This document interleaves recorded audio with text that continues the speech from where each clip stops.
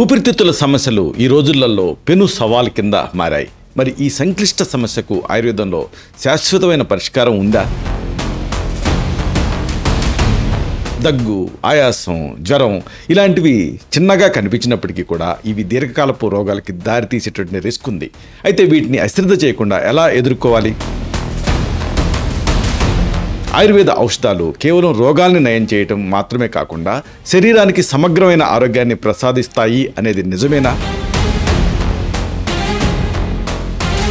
ఆధునిక వైద్యం అందించలేని ఉపశమనాన్ని కొన్ని ప్రాచీన చికిత్సా పద్ధతులు ఇస్తాయి అంటారు. మరి ఇది ఎంతవరకు వాస్తవం? కొన్ని ఔషధాలు కేవలం లక్షణాన్ని మాత్రమే తగ్గిస్తాయి, కానీ మూల కారణాన్ని తొలగించవు. అయితే ఈ ఔషధం అలాంటిదేనా, లేక సంపూర్ణ పరిష్కారం మీకు చూపిస్తుందా? ఈ కీలకమైన అంశాలని, రహస్యాల్ని బాగా లోతుగా, కూలంకషంగా ఈ వీడియోలో మనం తెలుసుకుందాం. మిత్రులారా నమస్కారం, నేను మీ డాక్టర్ చిరుమామిళ్ళ మురళీ మనోహర్. ఈ వీడియోలో మనం చాలా ముఖ్యమైన విషయాన్ని తెలుసుకోబోతున్నాం. ఎంతోమంది ఈ వర్షాలు పడే రోజులలో ఈ దగ్గు, జలుబు, ఆయాసం ఇలాంటి వాటితోటి సతమతం అవుతూ ఉంటారు. ఒక రకంగా నరక యాతన అనుభవిస్తూ ఉంటారు. ఈ నేపథ్యంలో ఇలా శ్వాస సమస్యలకు ఒక చక్కని పరిష్కారం ఉంది ఆయుర్వేదంలో. ఇది ఒక ఆస్వారిష్టాల రూపంలో మనకి దొరుకుతుంది. అయితే దీని అసలైన ప్రయోజనాలు ఏమిటి? కేవలం దగ్గు, జలుబు తగ్గించుకోవడానికైనా ఇతరత్ర ప్రయోజనాలు ఉన్నాయా? ఇది ఎవరైనా వాడచ్చా? అన్నిటికీ మించి దీన్ని ఏ మోతాదులో వాడాలి? అసలు ఇతర ఉపయోగాలు ఏమిటి? ఈ మొత్తం సమాచారాన్ని మనం తెలుసుకుందాం. అంటే ఈ కీలకమైనటువంటి దగ్గు, జలుబు, అంతుచెక్కని ఇలాంటి ఎన్నో సమస్యలకు ఒక అద్భుత రహస్య ఔషధం అని చెప్పొచ్చు. దీన్ని శ్వాస సమస్యలకు సంజీవినిలాగా పనిచేసేటటువంటి ఈ కనకాస్వం గురించి మనం తెలుసుకుందాం. మనిషి పుట్టినప్పటి నుంచి కూడా ప్రకృతితోటి అవినాభావ సంబంధం ఉంటుంది. అంటే వేదకాలం నుంచి కూడా ఆయుర్వేదం అనేది భారతీయ జీవన విధానంలో ఒక అంతర్భాగం. వేల సంవత్సరాల చరిత్ర ఉండేటటువంటి ఈ వైద్యశాస్త్రం కేవలం రోగాన్ని నయం చేయడం కోసం మాత్రమే కాదు, సంపూర్ణమైన ఆరోగ్యాన్ని అందించే సంజీవనలాగా నిలిచింది. చరక సంహిత, సుశ్రుత సంహిత ఇలాంటి ప్రాచీన గ్రంథాలు ఆయుర్వేద దివ్య రహస్యాన్ని మనకు అందించాయి. ఆరోగ్యం పరమం భాగ్యం అని పెద్దలు అంటారు. అంటే ఆరోగ్యంగా ఉన్నప్పుడే మనం ఏదైనా సాధించగలుగుతాం. ఆయుర్వేదం ప్రకారంగా శరీరం అనేది పంచభూతాల కలయిక. వీటి సమతుల్యత దెబ్బతిందనుకోండి, రోగాలు వచ్చేస్తాయి. ఆధునిక కాలంలో ఒత్తిడి, కాలుష్యం, మందగించినటువంటి లైఫ్ స్టైల్ అంటే జీవన శైలి వీటన్నిటితోటి ఈ శ్వాస సంబంధ సమస్యలు ఎక్కువయ్యాయి. ముఖ్యంగా ఈ కోవిడ్ తర్వాత ఇంకా ఇవి లాంగ్ కోవిడ్ లాగా అలా ఉండిపోయాయి, చాలామందిని ఇబ్బంది పెడుతున్నాయి. అంతకుముందు ఎప్పుడు కూడా ఆస్మా సిమ్టమ్స్ చూడని వాళ్ళు కూడా ఆస్మాతో బాధపడుతున్నారు, బ్రెత్లెస్నెస్ తోటి బాధపడుతున్నారు. ఇలాంటి సమస్యలకు కనకాసవం అనేది ఒక అద్భుతమైన ఆయుర్వేద ఔషధం. ఇది కేవలం ఈ లక్షణాన్ని తగ్గించడానికి మాత్రమే కాదు, ఊపిరితిత్తులను స్ట్రెంథన్ చేస్తుంది, శరీరాన్ని బలోపేతం చేస్తుంది. ఈ ఔషధాన్ని శ్వాసకోశ సంబంధిత వ్యాధులకి ప్రధానంగా వాడతాం. అయితే అసలైనటువంటి విషయాలు కొన్ని ఉన్నాయి. ఉదాహరణకు ఈ మెడిసిన్ ఎలా తయారు చేస్తారంటే ఈ ప్రధాన పదార్థాలు ఏమిటి, ఆ పదార్థాల తాలూకు ప్రధానంగా ప్రత్యేకతలు ఏమిటి అంటే ఇంగ్రీడియంట్స్, అలాగే స్పెషల్ క్వాలిటీస్, ఇది తెలుసుకోవటం అనేది అవసరం. చూడండి, కనకాస్వం తయారీకి మొత్తం 16 రకాల మూలికలను వాడతారు. అంటే శుద్ధి చేసినటువంటి దత్తూర అంటే ఉమ్మెత్త తాలూకు పంచాంగం, ఈ ఉమ్మెత్త మొక్క అన్ని భాగాల్ని శుద్ధి చేసి వాడతారు. అలాగే వాస అంటే అడ్డసారాన్ని వాడతారు. అలాగే అతిమధురం అంటే ములెటి అంటారు, ఎస్టి మధురం వాడతారు. మీరు ఇవన్నీ కూడా బ్రాంకోడైలేటర్సే. అలాగే పిప్పళ్ళు వాడతారు, అంటే ఆ మిరియాలాగా ఘాటుకుండే పదార్థం. కంటకారి, ఇంకా నాగకేశరం, ఇంకా శొంఠి, గంటుబారంగి లేదా భారంగి అంటారు, తాళీసపత్రం, ధాతకీ పుష్పం, అలాగే ఎండు ద్రాక్ష, నీళ్లు, చక్కెర, అలాగే తేనె, ఇలా ఇవన్నీ కూడా ప్రధాన పదార్థాలు ఈ కనకాసవంలో కలుస్తాయి. మరి ఈ ఔషధం ఆసవారిష్టాలనే ఆ వర్గానికి సంబంధించింది. ఆసవం, అరిష్టం అంటే ఏంటంటే సెల్ఫ్ జనరేటెడ్ ఆల్కహాల్ ఉంటుంది. అంటే దీన్ని వేడి నీళ్ళతోటి కలిపి తీసుకోవాల్సి ఉంటుంది. అంటే దీన్ని మామూలుగా చక్కెర, తేనె కలిపి, తర్వాత ఈ ద్రాక్ష పొడి, తర్వాత ధాతకి పుష్పాల పొడి, అలాగే ఇతర మూలికలు కలిపి ఒక 30 రోజులు పులియబెడతారు. పులియబెట్టి అప్పుడు తయారు చేస్తారు. అప్పుడు ఫైనల్గా మనకి ప్రోడక్ట్ వస్తుంది. ఇది మీకు రెడీగా మార్కెట్లో కూడా దొరుకుతుంది. అయితే ఇక్కడ ఆసక్తికరమైన కొన్ని విషయాలు ఉన్నాయి. ఉదాహరణకు దీని ఔషధ చర్యలు ఏమిటి అంటే ఈ ఫార్మకలాజికల్ యాక్షన్స్ ఏమిటి, ఇది ముందు తెలుసుకోవాలి. చూడండి, కనకాస్వం అనేది అనేక ఔషధ గుణాలను కలిగి ఉంటుంది. ఈ మనం చెప్పుకున్నాం కదా, అన్ని మూలికల తాలూకు అంశత ఇంట్లో ఉంటుంది. ఇది ప్రధానంగా బ్రాంకోడైలేట్ లాగా పనిచేస్తుంది, అంటే శ్వాస నాళాన్ని వికసింపజేస్తుంది. అలాగే ఎక్స్పెక్టోరెంట్గా పనిచేస్తుంది, అంటే కఫాన్ని కరిగించేసేసి బయటికి తెచ్చేస్తుంది. కఫం తెగ కొంతమందికి ఎప్పుడు గొంతులో నసుండి అక్కడి నుంచి ఆస్మా ట్రిగర్ అవుతూ ఉంటుంది. అలాగే ఇంకొకటి ఎనాలసిక్ యాక్షన్ ఉంటుంది, అంటే ఆ నొప్పిని తగ్గిస్తూ ఉంటుంది. ఛాతిలో పట్టేసినట్టు ఉండటం ఆస్మా ముఖ్య లక్షణం. అలాంటి ఆ ఇన్ఫ్లమేషన్ ఇది తగ్గిస్తుంది. అలాగే ఇంకా యాంటీస్పాజ్మోటిక్గా కూడా పనిచేస్తుంది, అంటే ఆ స్మూత్ మజిల్స్ని రిలాక్స్ చేస్తుంది. సెడిటివ్గా పనిచేస్తుంది, శరీరంలో ఒక శాంతిని ప్రశాంతతని ఇస్తుంది.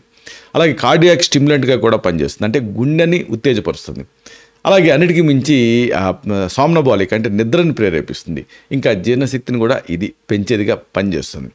అయితే స్పెసిఫిక్గా చెప్పాల్సి వస్తే దీని ఔషధ గుణాలు, మెడిసినల్ ప్రాపర్టీస్, దీన్ని ఎలా అర్థం చేసుకోవచ్చు? ఈ ఔషధానికి ఉన్న ప్రధానమైన ఔషధ గుణాలు ఏమిటి అంటే, ఒకటి చెప్పుకున్నట్టుగా బ్రాంకోడైలేషన్ జరుగుతుంది, అంటే శ్వాసనాళాల వ్యాకోచం జరుగుతుంది. అప్పుడు ఏం జరుగుతుంది? ఈజీగా గాలి ఆడుతుంది, పట్టేసినట్టు ఉండకుండా.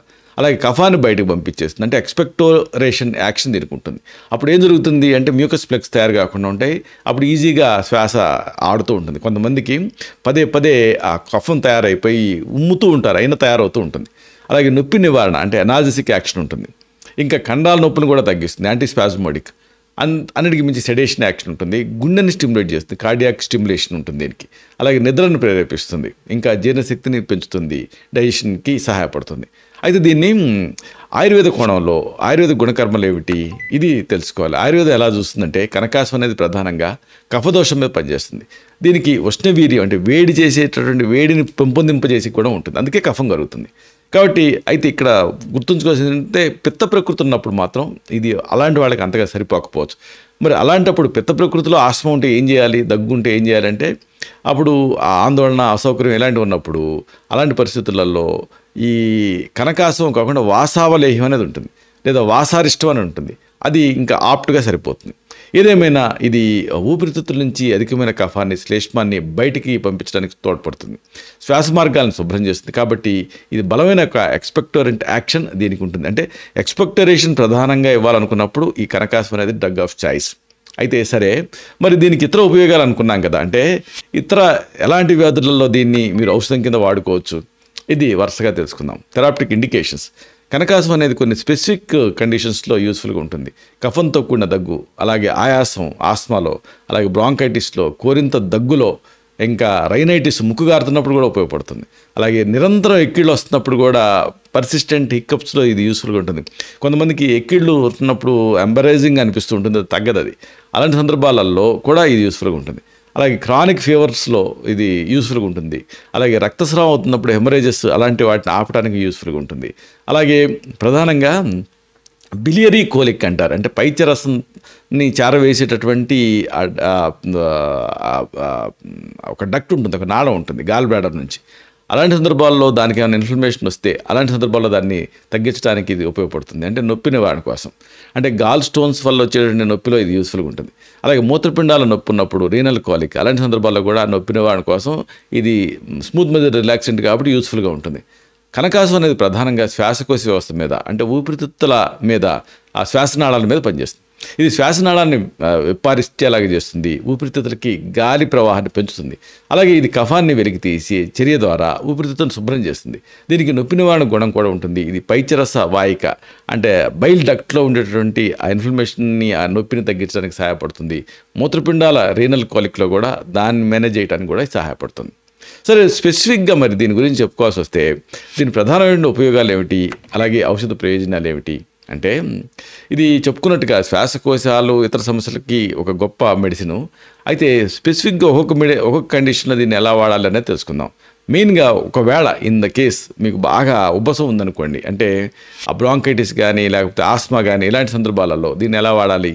కనకాసం అనేది ఆ బ్రాంకైటిస్లో, బ్రాంక్యూస్లో వచ్చేటువంటి ఆ స్పాజం తగ్గిస్తూ వాపును తగ్గిస్తుంది, ఊపిరితిత్తులు శుభ్రం చేస్తుంది. దీంట్లో ఉండేటటువంటి ఆ సెడేటివ్ యాక్షను నిరంతర దగ్గుని శాంతపరచడానికి సహాయపడుతుంది, అంటే ఎక్స్పెక్టరెంట్ యాక్షన్ దీనికి ఉంటుంది. కాబట్టి ఊపిరితిత్తులు శుభ్రం చేయడానికి సహాయపడుతుంది. బ్రాంకో డైలేటరీ యాక్షన్ ఉంటుంది కాబట్టి శ్వాస మార్గాల్ని విప్పారేలాగా చేస్తుంది, గాలి ప్రవాహాన్ని మెరుగుపరుస్తుంది, సులభంగా శ్వాస తీసుకోవడానికి సహాయపడుతుంది. అలాగే ఇంకొకటి ఏంటంటే, చెప్పుకున్నాం కదా బిలియరీ కాలిక్, అంటే ఈ పైత్య రసం తాలూకు ఆ వాహిక, అంటే బైల్ డక్ట్లో ఒకవేళ నొప్పున్నా లేకపోతే మూత్రపిండాలు నొప్పున్నా అలాంటి సందర్భాల్లో కూడా ఇది ఉపయోగపడుతుంది. కనకాసంలో ఉండేటటువంటి ఆ నొప్పి నివారణ యాక్షన్ అనేది ఆ బైల్ డక్ట్లో వచ్చేటటువంటి ఆ నొప్పికి అలాగే మూత్రపిండాల నొప్పికి ఇలాంటి తీవ్రమైన నొప్పులు తగ్గించడానికి సహాయపడుతుంది. తీవ్రమైనటువంటి నొప్పి ఉన్నప్పుడు దీన్ని తక్కువ మోతాదులో అంటే 2.5 to 5 ml వరకు కూడా ఇవ్వాల్సి ఉంటుంది. ప్రతి 15 నిమిషాలకి 3 నుంచి 6 సార్లు ఆ మోతాదుని పునరావృతం చేయాల్సి ఉంటుంది. చాలా వరకు ఈ ఔషధంతో మాత్రమే ఆ రోగికి నొప్పి నుంచి రిలీఫ్ అనేది లభిస్తుంది. ఆ పైచరస వాహికలో ఉండేటటువంటి బైల్ డక్ట్లో ఉండేటువంటి నొప్పిలో కొంతమంది వాళ్ళకి పేషెంట్స్కి సూతసేకర రసం కూడా ప్రిస్క్రైబ్ చేస్తూ ఉంటాం 250 mg మోతాదుగా. ఇలాంటి సందర్భాల్లో అవసరం అవుతూ ఉంటుంది, ఎందుకంటే హీట్ని తగ్గించడానికి, పైచాన్ని తగ్గించడానికి. ఇక మూత్రపిండాలు నొప్పి ఉందనుకోండి, మంచి ఫలితం కోసం హజ్రల్ యహూద్ భస్మ అనేది కలిపి ఈ కనకాస్వంతో పాటు తీసుకోమని సజెస్ట్ చేస్తూ ఉంటాం. అప్పుడు ఒకవేళ స్టోన్స్ ఉన్నా లేకపోతే రీనల్ కోలిక్ ఉన్నా అలాంటి సందర్భాల్లో యూస్ఫుల్గా ఉంటుంది. ఇక మూత్ర విసర్జన సమయంలో ఒకవేళ మంట ఉందనుకోండి, అప్పుడు ఆ మంటను తగ్గించడానికి కనకాసంలో ఉండేటువంటి ఉష్ణవీర్యం ఉంది కదా, దాని తాలూకు సైడ్ ఎఫెక్ట్ ఉంటుంది కదా, దాన్ని తగ్గించడం కోసం కనకాసవం ప్లస్ సందనాసం 2 కలిపి తీసుకోమని సజెస్ట్ చేస్తూ ఉంటాం. ఇలాగా కండిషన్ బట్టి కనకాసవాన్ని వేరే మందులతో కలిపి వాడుకోవచ్చు. అయితే ఇంకొకటి, అసలు దీనికి ఒక మేజర్ యూజ్ ఏంటంటే, జలుబున్నా లేకపోతే దగ్గున్నా ఇది అమోఘంగా పనిచేస్తుంది. అసలు మెయిన్ ఇండికేషన్ ఇదే, జలుబు దగ్గు లక్షణాలు కనిపించినప్పుడు కనకాసవం వాడటం అనేది మొదలు పెట్టచ్చు. తీవ్రమైన దగ్గున్న, కఫం, ఆయాసం ఇలాంటివి ఉన్నప్పుడు బాగా ఉపయోగపడుతుంది. దీన్ని కొన్ని రోజుల పాటు నిరంతరంగా వాడాల్సి ఉంటుంది. మామూలుగా పెద్దవాళ్ళకి ఒక టేబుల్ స్పూన్ అంటే 15 ml నుంచి 2 టేబుల్ స్పూన్లు అంటే 30 ml ప్రిస్క్రైబ్ చేస్తూ ఉంటాం. అలాగే ఈ దీన్ని కనకాసవంతో పాటుగా ఇతర అనుబంధ మెడిసిన్స్ కూడా ప్రిస్క్రైబ్ చేస్తుంటాం. కానీ బేసిక్ మెడిసిన్ ఇది. దీన్ని రోజుకి 2 సార్లు భోజనం చేసిన వెంటనే తీసుకోమని సజెస్ట్ చేస్తూ ఉంటాం. కనకాసవాన్ని అదే మోతాదులో నీటితో కలిపి తీసుకోవాల్సి ఉంటుంది. అంటే ఒక 15 ml అంటే ఒక టేబుల్ స్పూన్ మందు తీసుకున్నారనుకోండి, 15 ml నీళ్ళు కలపాలి. గోరువెచ్చని నీళ్ళు అయితే మంచిది. అప్పుడు అది దాని ఉగ్రత్వం తగ్గుతుంది, గొంతుకి ఇబ్బందిగా లేకుండా ఉంటుంది. చిన్నపిల్లలకి మోతాదుని డిసైడ్ చేయాలనుకుంటే వాళ్ళ వయసు, బరువుని బట్టి ఇది మారుతూ ఉంటుంది. అలాగే కొంతమందికి వృక్షతం అనేది ఉంటుంది. అంటే ఏంటంటే ఈ ఛాతి గాయాలు, ఏదన్నా వెయిట్ లిఫ్టింగ్ చేసినప్పుడు పక్కటెముకలు సాగి విపరీతమైన ఛాతిలో నొప్పి వస్తూ ఉంటుంది, ఇన్ఫ్లమేషన్ వల్ల కూడా వస్తూ ఉంటుంది. ఇలాంటప్పుడు ఈ ఛాతీ గాయాలను తగ్గించుకోవడానికి కూడా కనకాసం యూస్ఫుల్గా ఉంటుంది. కనకాసంలో ఉండేటువంటి మూలికల తాలూకు సమ్మేళనం ఛాతీ గాయాల నుంచి కోలుకోవడానికి, ఫాస్ట్గా రికవర్ అవడానికి సహాయపడుతుంది. యాంటీ ఇన్ఫ్లమేటరీ గుణాలు దీంట్లో ఉంటాయి. దీంట్లో ఉండేటువంటి దతూరా మెటల్ అనేది అతిమధురం లేకపోతే వాస ఇలాంటి మూలికలు వాపును తగ్గించడానికి సహాయపడతాయి. ఇక ఛాతీ గాయాల వల్ల వచ్చే నొప్పి, వాపు, ఇన్ఫ్లమేషన్ ఇలాంటి వాటిని కూడా దీంతో తగ్గించడానికి ఇది హెల్ప్ఫుల్గా ఉంటుంది. శ్వాసకోశ వ్యవస్థకి మెయిన్గా ఇది సపోర్ట్ చేస్తుంది. అంటే ఛాతీ గాయాలు ఏదన్నా ట్రామా అయిందనుకోండి ఛాతీ మీద, ఊపిరితిత్తుల పనితీరుని ప్రభావితం చేసేటువంటి రిస్క్ ఉంటుంది. అంటే ఛాతీకి ట్రామా అయితే ఏముంది, ఊపిరితిత్తులు ఎక్స్పాండ్ అవ్వవు సరిగ్గా. అలాంటప్పుడు కనకాసవంని ప్రిస్క్రైబ్ చేసినప్పుడు శ్వాసనాళాన్ని అది వికసింపజేసి కఫాన్ని తగ్గిస్తూ శ్వాసను సులభతరం చేస్తుంది. ఇది ఊపిరితిత్తుల పనితీరుని ఇంప్రూవ్ చేయడంతో పాటుగా ఆ ట్రామా వల్ల కలిగినటువంటి ఆ శ్వాస సంబంధిత ఇబ్బందులను కూడా తగ్గించడానికి పరోక్షంగా ఇది హెల్ప్ఫుల్గా ఉంటుంది. అలాగే ఇంకొక అంతగా చాలామందికి తెలియని ఒక యూజ్ ఉంది. ఇది డైలీ ప్రాక్టీస్లో అంత ఎక్కువగా ఎదుర్కోరు, కానీ ఎదుర్కొన్నప్పుడు మాత్రం అది చాలా సవాల్ కింద ఉంటుంది. ఇదేంటంటే కంటిన్యూస్గా ఎక్కిళ్ళు రావటం. అంటే నిరంతరంగా ఇలా ఎక్కిళ్ళు వస్తున్నప్పుడు అలాంటి నిరంతరమైన ఎక్కిళ్ళను తగ్గించడానికి ఇది యూస్ఫుల్గా ఉంటుంది. అంటే 24 గంటల కంటే ఎక్కువ టైం పాటు ఉండే నిరంతరమైన ఎక్కిళ్లలో కనకాసం అనేది ఇది best of drug and drug of choice కింద చెప్తాం. అయితే చాలామందికి వచ్చే డౌట్ ఏంటంటే, మరి అంతా బాగానే ఉంది, దీన్ని ఎలా వాడాలి, దీన్ని మోతాదు ఏమిటి అని అడుగుతూ ఉంటారు. అడ్మినిస్ట్రేషన్ కనకాసం తాలూకు జనరల్ రికమెండెడ్ డోస్ ఏమిటి అంటే, పిల్లలు అనుకోండి 5 సంవత్సరాలు పైబడిన వాళ్ళకి మాత్రమే 1 నుంచి 2.5 ml మోతాదుగా నీళ్ళతో కలిపి సజెస్ట్ చేస్తూ ఉంటాం. పెద్దలు అనుకోండి 6 to 15 ml అంటే ఒక టీ స్పూన్ నుంచి 1 టేబుల్ స్పూన్ వరకు ప్రిస్క్రైబ్ చేస్తాం. అంటే మ్యాక్సిమం ఎంతవరకు వాడచ్చు అంటే రోజుకి 60 ml మించి వాడకూడదు, డివైడెడ్ డోస్లో వాడాల్సి ఉంటుంది. అయితే రోజుకి 2 సార్లు సమాన మొత్తంలో నీటిని కలిపి తీసుకోవడం అనేది ది బెస్ట్ టైం ఎప్పుడు దీన్ని తీసుకోవడానికంటే ఫుడ్ తర్వాత, డైజెషన్ కూడా సహాయపడుతుంది. అయితే శ్వాస సమస్యలు లేదా ఈ కోలిక్ తీవ్రమైన సందర్భాలలో దీన్ని మోతాదుని రోజుకి 2 సార్లు 30 ml వరకు కూడా పెంచవచ్చు. 15 అనుకున్నాం కదా, 30 ml వరకు కూడా పెంచవచ్చు. లేదా డివైడెడ్ డోసెస్లో కూడా రోజుకి 4 సార్లు ఇవ్వచ్చు. కానీ మొత్తం మోతాదు చెప్పుకున్నట్టుగా రోజుకి 60 ml మించకుండా చూడాల్సి ఉంటుంది. అయితే మరి ఇది ఇతర ఆయుర్వేద మందుల్లాగా ఇది సేఫేనా అని చాలామంది అడుగుతూ ఉంటారు. అంటే ఈ సేఫ్టీ ప్రొఫైలు, అలాగే దీని సైడ్ ఎఫెక్ట్స్, వీటి మీద కూడా మీకు ఐడియా ఉండాలి. చూడండి, ఇది మామూలు ఫ్రూట్ జ్యూస్ లాంటిది అయితే కాదు, ఒక మెడిసిన్. కాబట్టి కనకాసంలో ప్రధానంగా దత్తూరా మెటల్ అనేది ఉంటుంది, అంటే ఉమ్మెత్త. కాబట్టి దీన్ని ఆయుర్వేద వైద్యుల పర్యవేక్షణలో మాత్రమే వాడాలి. పర్యవేక్షణ లేకుండా వాడితే సురక్షితం కాదు. అధిక మోతాదులో తీసుకున్నారనుకోండి ఇది కొన్నిసార్లు తీవ్రమైన దుష్ప్రభావాన్ని చూపించే అవకాశం ఉంటుంది. కాబట్టి ఎలాంటివి ఉండొచ్చు? తలనొప్పి ఉండొచ్చు, వికారం నాసియా ఉండొచ్చు, వాంతులు అవ్వచ్చు, ఆందోళన లెస్నెస్ ఉండొచ్చు, రెస్ట్లెస్గా అనిపించవచ్చు. అలాంటి ఈ లక్షణాలు కనిపించాయనుకోండి వెంటనే కనకాస్వాన్ని ఆపేసేసి వైద్య సలహా తీసుకోవాలి. దానికి యాంటీడోట్ ఇవ్వాల్సి ఉంటుంది. ఏదేమైనా కొన్ని సందర్భాలలో దీన్ని వాడటం అంతగా మంచిది కాదు. ఉదాహరణకు గర్భధారణ, పాలిచ్చే తల్లులు, ఇలాంటి సందర్భాలలో ఇలాంటి వాళ్ళు వాడకుండా ఉండటం మంచిది. అలాగే టకీకార్డియా ఉన్నప్పుడు, అంటే గుండె కొంతమందికి వేగంగా కొట్టుకుంటూ ఉంటుంది, అలాంటి వాళ్ళు దీన్ని వాడకపోవడం మంచిది. అలాగే గ్లాకోమా ఉన్న సందర్భాల్లో కంటి లోపల ఒత్తిడి పెరుగుతూ ఉంటుంది, అలాంటి సందర్భాల్లో కూడా కనకాస్వం వాడకూడదు. అలాగే ఇంట్రాక్యులర్ ప్రెషర్ పెరిగినప్పుడు, కంటి లోపల ఒత్తిడి పెరిగినప్పుడు కూడా దీన్ని వాడకూడదు. ఇక పేస్ మేకర్ ఉన్న రోగులు కూడా వాడకపోవటం మంచిది. ప్రధానంగా 5 సంవత్సరాల లోపు పిల్లలు కూడా దీన్ని వాడకూడదు. అయితే చాలామందికి కొన్ని డౌట్స్ వస్తూ ఉంటాయి దీనికి సంబంధించి, కామన్ డౌట్స్. చాలామంది పేషెంట్స్ అడిగేటువంటి డౌట్స్. ఉదాహరణకు ఎక్కువ మంది అడిగేది ఏంటంటే ప్రెగ్నెన్సీ టైం, అంటే ఈ కనకాసం అనేది గర్భిణీ స్త్రీలకి సురక్షితమేనా అని అడుగుతూ ఉంటారు. కనకాసం గర్భిణీ స్త్రీలకి, పాలిచ్చే తల్లులకి రికమెండ్ చేయం. దీంట్లో ఉండేటువంటి కొన్ని ఉగ్ర పదార్థాలు గర్భధారణ టైంలో ఏదన్నా అన్వాంటెడ్ ఎఫెక్ట్ క్రియేట్ చేసే అవకాశం ఉంటుంది. కాబట్టి వైద్య సలహా లేకుండా దీన్ని వాడకూడదు. ఇంకొకటి చాలామంది అడిగేది ఏంటంటే పిల్లలు, అంటే పిల్లలకి కనకాస్వాన్ని వాడచ్చా అనేది అడుగుతుంటారు. ఎందుకంటే పిల్లలే ఎక్కువగా ఈ దగ్గు జలుబు ఆయాసాలతో సతమతం అవుతూ ఉంటారు కాబట్టి. అయితే ఇక్కడ వాడచ్చు, కానీ 5 సంవత్సరాలు పైబడిన పిల్లలకే వాడాలి, అది కూడా తక్కువ మోతాదులో. 5 సంవత్సరాల లోపు పిల్లలకి దీన్ని వాడకూడదు. ఇలాగా ఈ విషయాన్ని మెయిన్గా దృష్టిలో ఉంచుకోవడం అనేది అవసరం. ఇంకొకటి క్రానిక్ కండిషన్స్తో బాధపడేవాళ్ళు, అంటే దీర్ఘకాలపు వ్యాధులు ఏమైనా ఉంటే అప్పుడు కనకాస్వాన్ని వాడచ్చా అనేది చాలామంది అడుగుతూ ఉంటారు. దీర్ఘకాలపు వ్యాధులు, ముఖ్యంగా గుండె సమస్యలు, గ్లకోమా లేదా పేస్ మేకర్ ఉన్నప్పుడు కనకాస్వం వాడకూడదు. ఇతర దీర్ఘకాలపు వ్యాధులు ఉన్నప్పుడు వైద్యుల సలహాతోటి దీన్ని వాడుకోవచ్చు దీర్ఘకాలం పాటు. అయితే ఇంకొకటి అడిగేది ఏంటంటే, మరి ఇది ఆస్వాదిష్టాలంటే సెల్ఫ్ జనరేటెడ్ ఆల్కహాల్ ఉందంటున్నారు కదా, మరి ఇలాంటప్పుడు దీన్ని వాడితే ఏమైనా నిద్ర వస్తుందా అనేది అడుగుతూ ఉంటారు. టెక్నికల్గా నిద్ర వస్తుంది, ఎందుకంటే కనకాసం అనేది సెల్ఫ్ జనరేటెడ్ ఆల్కహాల్ కాబట్టి నిద్రను ప్రేరేపించే అవకాశం ఉంది. కాబట్టి వాడిన తర్వాత వాహనాన్ని నడపడం మంచిది కాదు, ప్రమాదకరమైన యంత్రాలను ఆపరేట్ చేయడం కూడా మంచిది కాదు. అయితే కొంతమంది అడుగుతారు, ఈ సమస్య బాగా తీవ్రంగా ఉండి ఆయాసం దగ్గు ఉన్నప్పుడు దీని డోస్ పెంచవచ్చా అనేది, అంటే దీని డోస్ని క్రమంగా ఇంక్రీజ్ చేయొచ్చా అనేది అడిగేది చాలామంది అడిగే ప్రశ్న. తీవ్రమైనటువంటి శ్వాస సమస్యలు కానీ, కోలిక్ సమస్యలు ఇలాంటివి ఉన్నప్పుడు, పెయిన్ ఉన్నప్పుడు, స్మూత్ మజిల్ పెయిన్స్, అలాంటప్పుడు మోతాదుని పెంచవచ్చు, కానీ రోజుకి 60 mlకి పెంచకూడదు. మోతాదుని పెంచే ముందు తప్పనిసరిగా వైద్య సలహా తీసుకోవడం అనేది అవసరం. చివరిగా మీ అందరికీ ఒక చిన్న విన్నపం. మనిషి జీవితంలో ఆరోగ్యం అనేది చాలా విలువైనటువంటి సంపద. దీన్ని కాపాడుకోవడానికి ఎన్నో మార్గాలు ఉంటాయి. ఆయుర్వేదం ఇందులో ఒకటి. ఇది కేవలం ఒక ఔషధం కాదు, ఒక జీవన విధానం. శ్వాస సమస్యలు ఈ రోజులలో సర్వసాధారణ అయిపోయాయి, కానీ సరైనటువంటి చికిత్స, అలాగే జీవనశైలి మార్పులతోటి ఈ శ్వాస సమస్యలను జయించవచ్చు. మనం ఆరోగ్యంగా ఉన్నప్పుడే కదా మన కళల్ని మనం సాకారం చేసుకోగలుగుతాం, సంతోషంగా జీవించగలుగుతాం. కాబట్టి ఆయుర్వేదం లాంటి ప్రాచీన విజ్ఞానాన్ని సద్వినియోగం చేసుకొని ఆరోగ్యవంతమైన ఆనందమైనటువంటి జీవితాన్ని గడపాల్సినటువంటి సమయం ఆసన్నమైంది. అలా గడుపుతారని నేను ఆశిస్తున్నాను.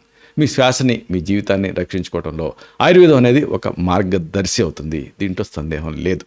ఇలాంటి మరిన్ని ఇన్ఫర్మేటివ్ వీడియోస్ కోసం ఈ ఛానల్ సబ్స్క్రైబ్ చేసుకోండి. అలాగే ఈ వీడియోలు అప్లోడ్ అవడంతోనే ఆ విషయం మీకు తెలియాలనుకుంటే బెల్ బటన్ క్లిక్ చేయండి. అప్పుడు మీకు ఒక నోటిఫికేషన్ వస్తుంది. ఆ నోటిఫికేషన్ మీరు క్లిక్ చేస్తే ఆ వీడియోని మిస్ కాకుండా చూడగలుగుతారు. అలాగే ఈ వీడియో మీకు నచ్చితే లైక్ చేయండి, అప్పుడు ఇది మరింత ఎక్కువ మందికి రికమెండ్ అవుతుంది. ఈ వీడియో తాలూకు పర్పస్ సర్వ్ అవుతుంది, అంటే అందరికీ ఆరోగ్యం అన్న మన అభిలాష, మన ఆకాంక్ష నెరవేరుతాయి. శతం జీవ శరదో వర్ధమానః, శతం హేమంతాన్ శతం వసంతాన్.